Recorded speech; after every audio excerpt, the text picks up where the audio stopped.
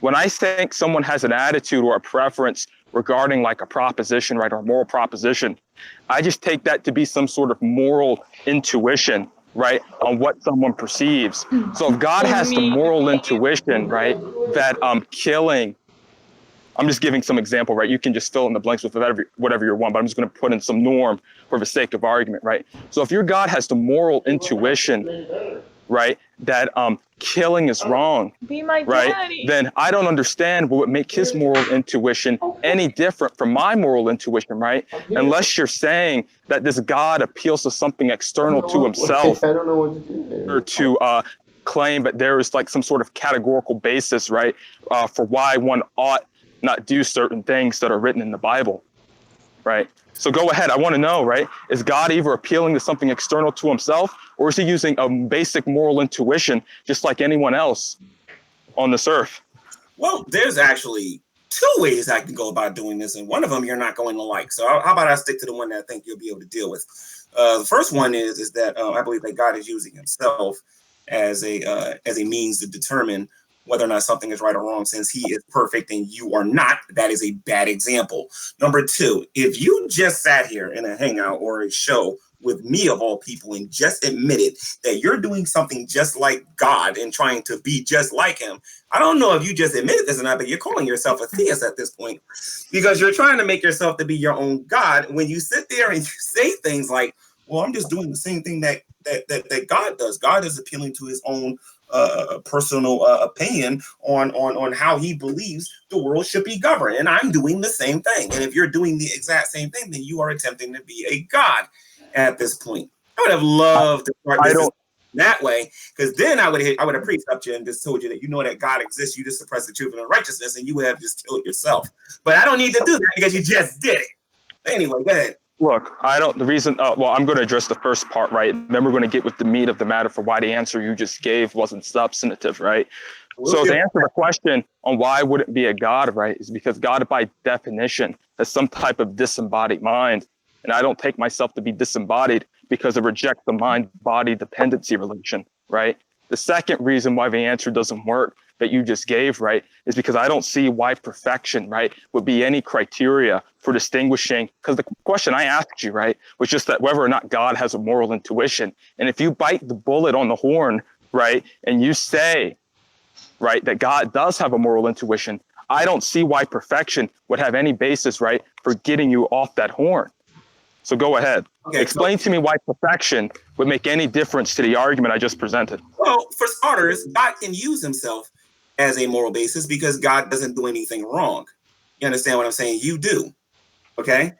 When you lie and you hurt other people, because you know, I'm just going to appeal to your nonsense when you guys believe that empathy is the way to do everything and whatnot. You guys lie and hurt people on a regular basis. You guys slander people on a regular basis. You guys do a lot of things on a regular basis that will hurt other people. God doesn't do those things. God is always trying to help people out and trying to help people grow and learn. Now, you said that you defined the God that I worship as a disembodied mind. Do me a favor. Give me that scripture where it says that he's I swore it said that he was a spirit. But show me where it says that he's a disembodied mind. I just take a spirit or something that's immaterial to be a disembodied mind, because a disembodied mind simply means a mind that doesn't possess a physical body. Right. And you are not going by my claim. You're making up claims and then saying that that's what. So do you think God has a physical body? I'm not done. So as an atheist, you're supposed to hear my claim first and then reject my claim, because I think that's how it's supposed to go. You're supposed to be rejecting my claim, but it sounds like you're making my claims for me and then rejecting. I affirmed that I was correct because you said God was a spirit. Wait a minute.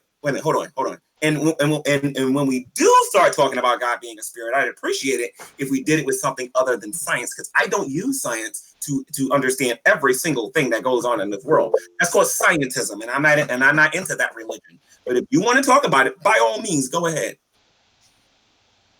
I don't understand what you're talking about, right? You made the claim. You said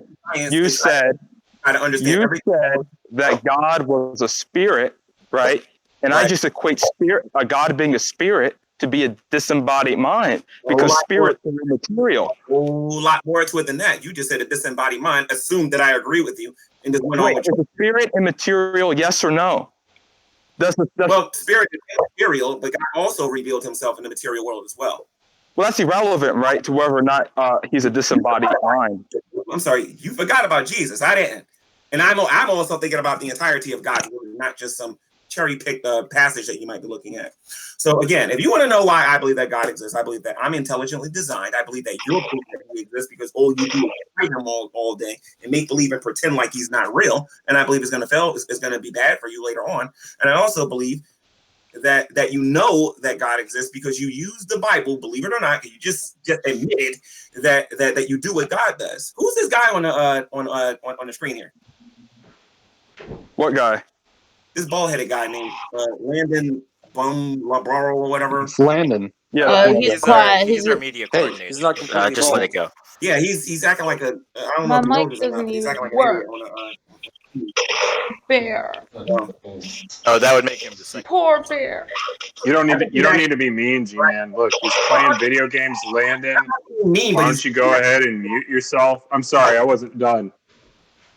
Landon, go ahead and mute yourself, bud, so that you're not interruptive of the conversation. So, okay, so look, right, if Thanks, God, buddy. so if God doesn't have a spatial, if God has a spatial extension, right, or is physical, right, then that means that God would be under the laws of physics by definition, right, if he's physical. So either God's physical or he's not physical, right? And if he's not physical, right, that means he would be immaterial, right, and not controlled by the laws of physics. And that's all I mean by disembodied mind, right, is that God does not possess a physical body. Okay, so you believe you're an atheist because you rejected out of the Bible? Well, I believe the concept is incoherent. Okay, so you believe that the concept of God is incoherent, the concept of the Christian God, right? Right, all gods, but yeah, the Christian God, yeah. All gods? Wait a minute, all gods? Yeah, all gods, Can you do me yes. a favor, because you sound like you know something about it. Can you define for me these other definitions for gods for me, if you don't mind, since they're incoherent, without your buddies helping you? I would like for you to hear those definitions. If you don't mind. They haven't been helping me at all, but look, I just take a God, right, to be some personal being, right? Either he interacts with reality or he doesn't, right? If you were going to talk about a pantheist conception, right, I don't know in virtue of what we would call that a God, so I would just approach that differently, right? Since they're just defining the universe to be a God, and I find that uninteresting. But if we're talking about any other conception, like a deist or a theistic God, I don't think those make any sense. In order to be an atheist, sir, you have to reject all claims of gods. If you was talking to, let's say, a member of the Kemetic community, or if you were talking to a 5%er or a pagan, how would you prove that their God isn't real? Since they use a totally different definition for their God, since you believe that it is logically incoherent. Well, I would just ask them how a concrete object could be necessary. Well, what does that got to do with the definition of, let's say, the Kemetics claiming to be gods? Well, I'm not familiar with their view. Okay. What's their view? Basically, human beings are gods, and women are divine, and all the. I would just ask him in virtue of what would be considered that a God, right? If it's physical. Well, there's several different definitions for gods. For example, I had a debate with a guy by the name of Alex Button, and I put it to him like this: when we're talking about human beings attempting to be gods like yourself, that's when a person makes their own final when they make themselves out to be their own final authority, and they're their own personal rulers. And that's how you basically describe these modern day atheists today. Nobody tells them what to do, and nobody rules over them. Well, I don't define that to be a God. I'm not done. Modern day atheists also exalt themselves way too high than what they already are. Like, for example, they claim they have education about things that they don't. They claim that no one is smarter than them. They believe that only they are enlightened with the things that's going on in this world. Okay, they have elevated themselves to some type of a deity. Now, when I debated Alex Botton on this, and he attempted to debate this topic, I gave him an opportunity to study and look this stuff up. He didn't want to do it. He was cocky and conceited and decided to have that conversation. Anybody who's watching this can go take a look at what happened. Now, I'm gonna ask you now, Yuri. All right, can you prove that the claims that the Kemics, without using the Christian worldview, this is going to be difficult for you? Okay, can you prove that the Kemics, the 5%ers, and these pagans and these neo-pagan gods are not gods at all? Please use their definitions and explain to me why they're not gods and why you don't believe in them. Right, because I just take either a disembodied mind or a concrete object that's necessary, right, or a physical being not to be a god. Okay, so pagans worship the earth. You walk on it every single day. What is the definition that they're using? And why don't you believe it's a god? Well, they're prescribing some sort of spatial extension, right, to the notion of a god, and I don't take that to be a god, right, when they prescribe some sort of spatial extension. Okay, and then we have atheists who are Leviathan Satanists who are claiming that they're their own deities as well. Can you explain to me why they're not gods? According to their definition, by the way. Well, I just think they're equivocating what someone means when they say a god. That's all I think. I don't think they're equivocating. I think that you're operating on ignorance, and I don't think you know what you're talking about. When a Leviathan Satanist says that they're their own gods and goddesses, they're basically saying that they're their own rulers and they do whatever. Well, they would be equivocating. I'm not done. Hold on a minute. One of their battle cries is they do what they want. They do what they want. They do what they want. See, the only person that can really say that at the end of the day is God. Since he created everyone, everyone's beneath him. He does what he wants. We as human beings have to be obedient to somebody. You, on the other hand, are trying to sit there and try to say, okay, I'm an atheist because I don't believe in a Christian God. Well, my friend, you got about 4,000, 5,000 other religions out there that got different definitions for gods that I've never seen an atheist even try to It's all irrelevant. Look, yes, they got. The last time that's all irrelevant, right? That's all irrelevant.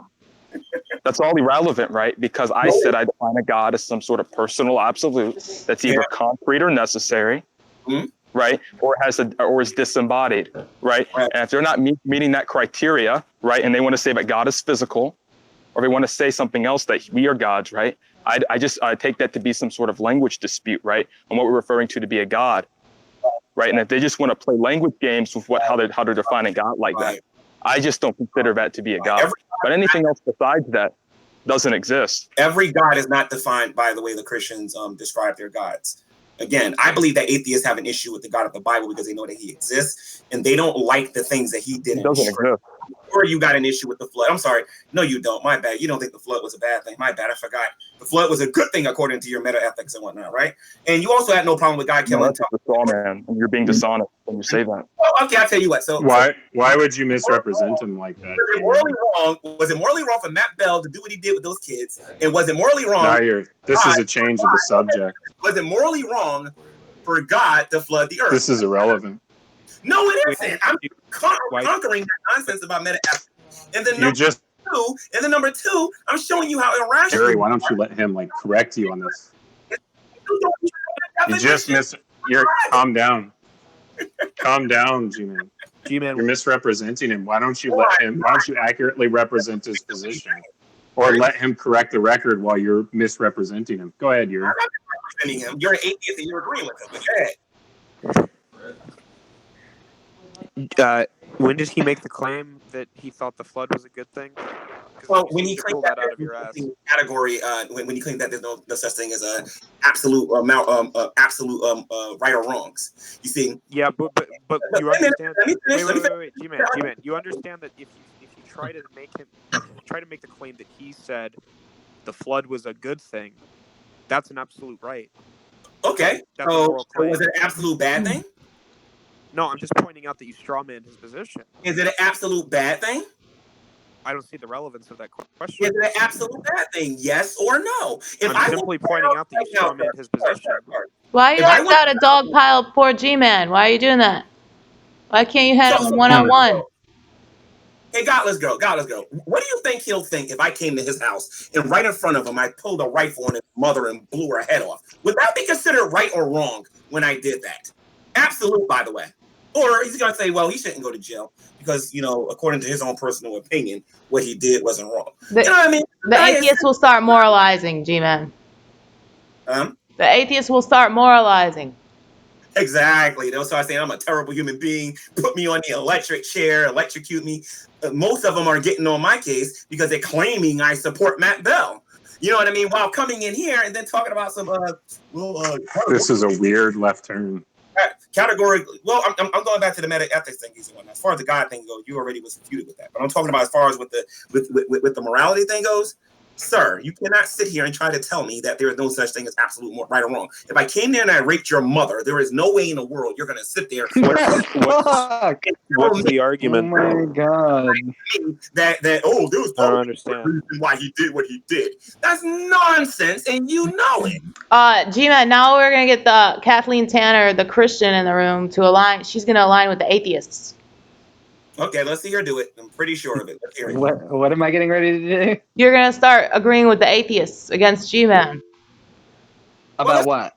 Let's see Kathleen do it. Let's see if she can do it. Because the bottom line is, at the end of the day, can't nobody sit here and tell me that they don't believe in absolute right or wrong. Because all I got to do is bring up children, them getting raped or killed, and then all of a sudden that person is morally reprehensible. And I can find a YouTube video where somebody did it and actually, well, what do you think about this person?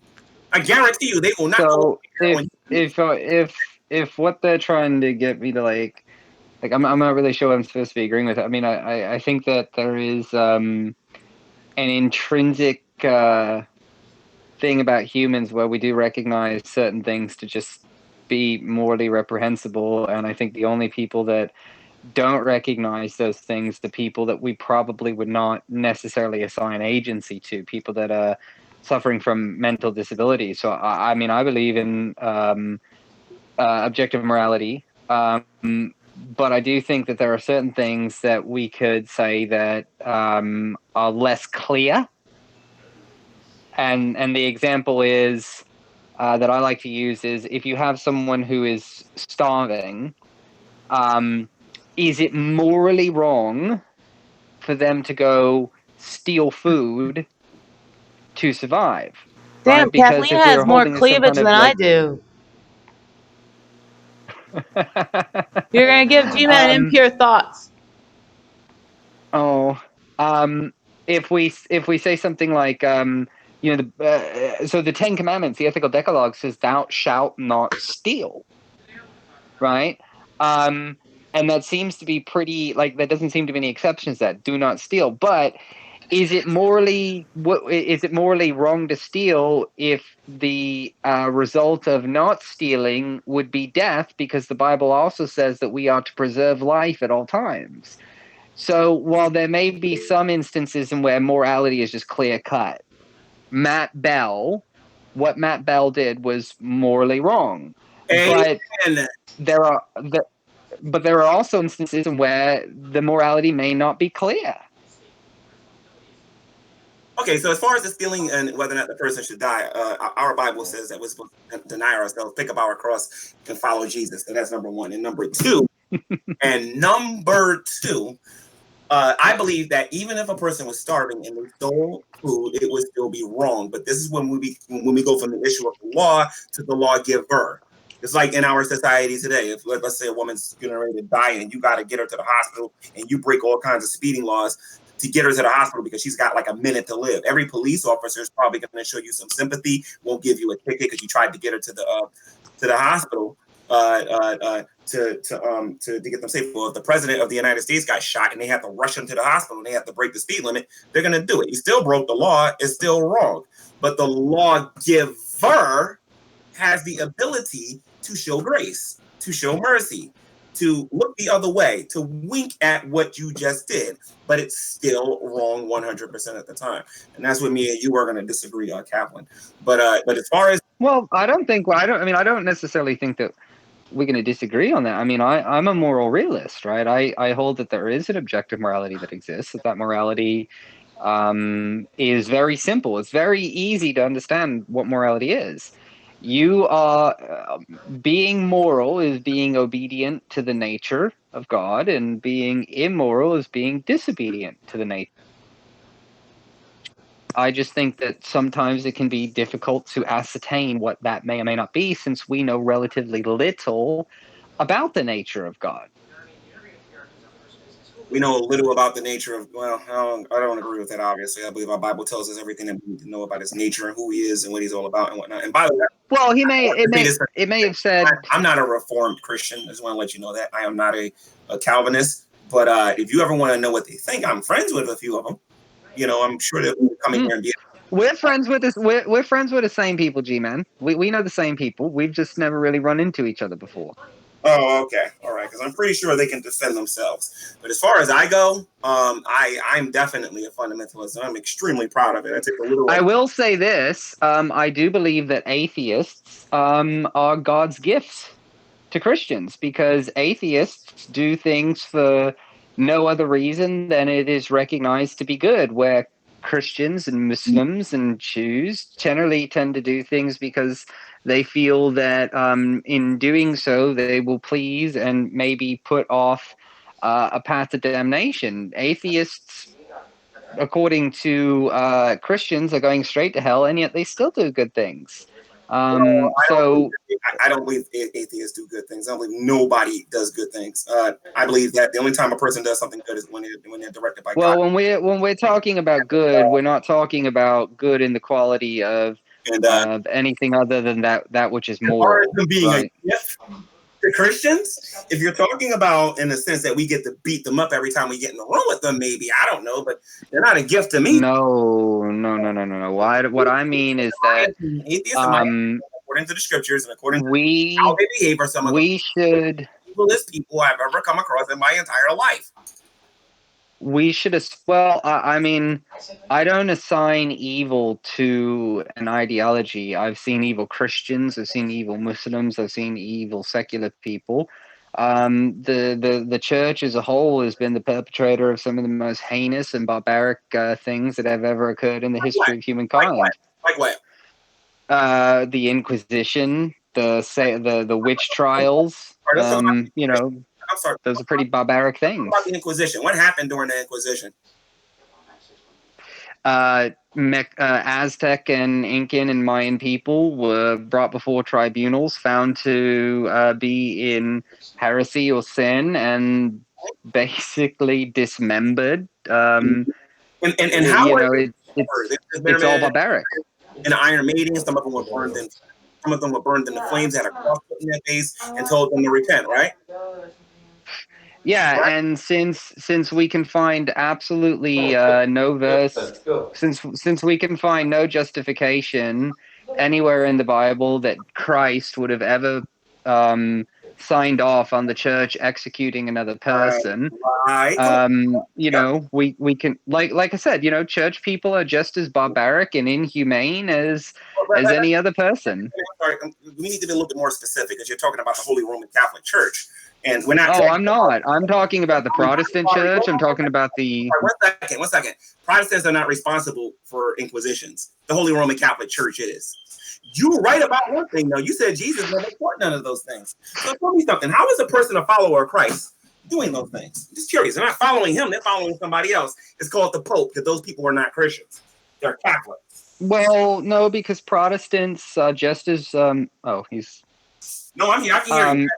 Oh, okay. Protestants have done just as many barbaric things as Roman Catholics have done, and Eastern Orthodox people have done. But I mean, look, every day in America, right? Every day in America, there is somewhere a teenager who is either being sent to a conversion therapy camp, which is a nice way of saying psychological torture, or they are being kicked out of their home and put on the street due to a Christian ideology. And I would consider that just as barbaric as anything else. You are sentencing a child to basically very short and painful existence simply because your inference into a book written thousands of years ago is different from their inference. You know, Christians, if you think pedophilia is solely something that happens within the guise of the Catholic Church, you'd be absolutely wrong. In fact, the Southern Baptist Church was just exposed a extremely wide-ranging pedophilic and pedestric problem with youth ministers and things of that nature. So it's not just not just the Catholics; it's all of them. And the point of me asking you this question is because you made a very specific claim when you said that things have been done in the name of the church, the ecclesia. Are you talking about the Holy Roman Catholic Church? No, G-Man. Wait a minute, I'm not done. You're talking about the Jehovah's Witnesses? Because I want you to get very specific about who you're talking about, because I can think of a lot of things that happen in the church that are wrong. Totally agree with you with that. But you can't compare that junk with 100 million people getting killed under Joseph Stalin and the rest of these atheist dictators. It's not even close. Sure I can. Oh, Sure I really? can. Really? Do me a favor. Name something that the church has done that's worse than 100 million people being killed by atheists. I would love to hear this. Yeah, I mean, that's just the way in which the church mediates in Africa has resulted in many more than 100 million deaths. What church? I would like to see a link. The universal church. I would like to see evidence. The universal church. Show me a Protestant church, a real one, not some Roman Catholic denomination or something like that, or some Roman Catholic church, and show me what Protestant Christians did in Africa that was worse than 100 million people being killed according to scripture and not according to your own personal opinion. The Southern Baptist Convention, which is the largest total group of churches in the United States, Protestant churches, largest denomination, ties their money that is sent to Africa for aid to teachings that say, do not use protection when having sex, and various other things that proliferate disease and famine and things like that. And that's worse than 100 people being killed? I mean, G-Man, do you think that? Hold on, G-Man. Do you think that living with AIDS is fun? No, I don't believe that living with AIDS is fun, but I believe that a person shouldn't have sex until they get married. That's what I believe. I believe that you shouldn't even that you should not have sexual relations with a woman until you get married. That's what we're supposed to do anyway. Unfortunately, we don't all follow that, but that's what I believe. I mean, so G-Man. Sorry, 1 second. I don't even. G-Man. Hey guys, sorry, I have to go. I have to go. You can stay as a hangout, but I'm gonna stop recording and everything, and I'm leaving. No, I'll go. Thank you for stopping by, G-Man. Yeah, no problem. There's no way to. Yeah. So.